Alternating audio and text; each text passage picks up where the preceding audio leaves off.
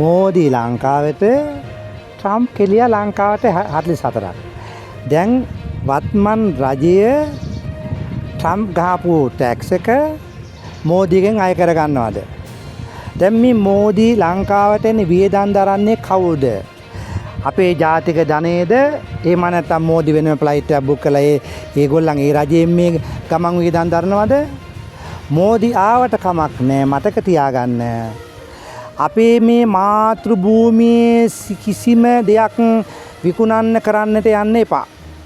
ඒ වගේම තමයි මේ රටේ ජනතාවට නීතිය කියන නීතිය වල්වද්දපු අවස්ථාවක මේ නීති ආරක්ෂා කරලා දෙන්න මේවත් මන් ජනතාව බලය දුන්න වත්මන් රජයට.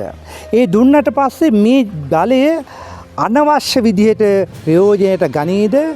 රට හදයිද? රට විනාශ කරයිද?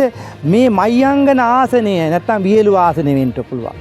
මේ ආසන දෙක ඒකාබද්ධ වෙන පළාතක්. මේ ආසනය තුල අහිංසක මිනිස්සු ජීවත් වෙන්නේ බොහොම දුකසේ. අලි මිනිස් ගැටුම් එසේය. ඒ වගේම මේ පළාතේ අපි අමාත්‍යවරයෙක් ඉන්නවා. කයිතංකෝ කයිනාකෝ කටකාර හැකකාර හැඩකාර රුවකාර ලස්සනට ගිරේක් වගේ කතා කරන්න පුළුවන්. මේ ගිරා පොඩ්ඩා පුළුවන් තරම් ඡන්දේ ගන්නකම් බුදු අම්මේ ජනතාව ළඟට ගිහිල්ලා ඇඳුම් ටික විතරයි හේදුවේ නැත්තේ. ඇඳුම් ටිකත් හොදන්න ඇති අපි නම් දැක්කේ නෑ. ඒවා බලය ගත්තට පස්සේ තොපිට අපි කෙලින්නම් කියලා උණ්ඩ දැන් කෙලින අඩුම ගානේ පලාතේට අලි මිනිස් ගැටුමත් විසඳා ගන්න බැරි අමාත්‍යරු පත් කරගත්තා. දැන් මොකද වෙන්නේ? දැන් තව ටික කාලෙකින් වෙන්නේ මොකද? ජනතාවට අනිවාර්යෙන් බඩේ පාර ගන්නවා. දැන් තවත් එකක් තමයි රුපියල් මිලියන 1000ක් දුප්පත් ජනතාවට අවුරුද්දට බඩු මල්ලක් වෙනුවෙන් වෙන් කරා. මේ මිලියන 1000 කෝ දැන් මැතිවරණය පටන් ගත්තට පස්සේ කවමදාකවත් මහත්තයෝ කිසිම බත් පැකටයක්වත් අඩු ගානේ තේ කහට කෝපයක්වත් දෙන්න බෑ. ඒ මැතිවරණ නීති උල්ලංඝනය කිරීමක්. මැතිවරණ කොමිසම දැන් රුපියල් 2500 දී මල්ලත් ඒකත් තහනම් කරා. එතකොට මේ රුපියල් මිලියන 1000 අනිවාර්යෙන් මුංගේ සාකුවට යනවා. දුප්පත් මිනිහට කෙලියා, දුප්පත් මිනිහා රැවැට්ටුවා, දුප්පත් මිනිහට මොකවත් නෑ. දුප්පත් මිනිහා දැන් බලනවා අනේ මගේ බඩුවල් උඩින් එයිදෝ යටින් එයිදෝ බස් එකේ එයිද ටැක්සි එයිද කියලා බලා ඉනවා.